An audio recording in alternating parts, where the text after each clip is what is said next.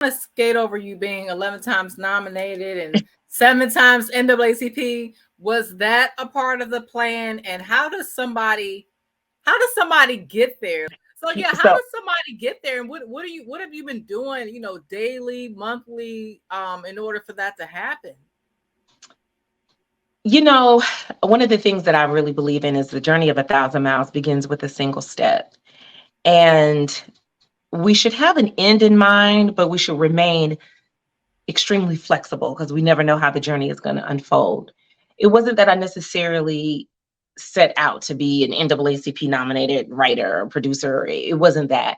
My initial motivation for creating a story was because I wanted to act. Period. That was it. Like, let me create a role for myself that I could see myself being. I feel that I'm a leading lady. I'm going to write it. So I created Sunday Morning. And then as you do the work, you're meeting people, you're networking, you're, attending events and doing the things that you need to do. Then people, start to tell you, well, there's this that could happen. Well, there's the NAACP committee, because a lot of people wonder how that's possible, but it's for shows that are in Hollywood. So you do have to put your show up in LA where the committee is to be able to come view your show. But it's even a feat to get them to come see it. You know what I mean? Because as a new playwright, it's like, how do you get on their radar? And it took a lot of work. Um, Listen, I'm very comfortable. Look, how they say it, worrying people to death. The squeaking wheel gets the oil, right? I am very comfortable worrying people to death, child. They're like, girl, we're gonna come see this play now, leave us alone. Right, exactly, exactly.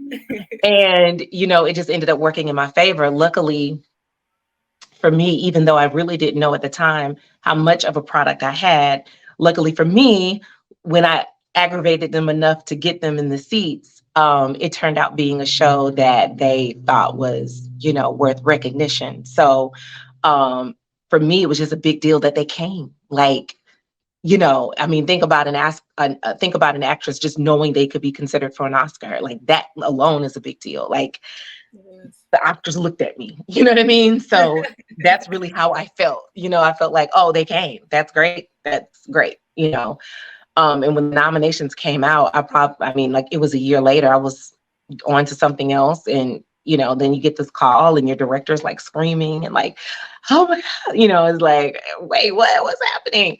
And yeah, so it's just things unfold, and it's nothing wrong with having goals, and you absolutely should have goals.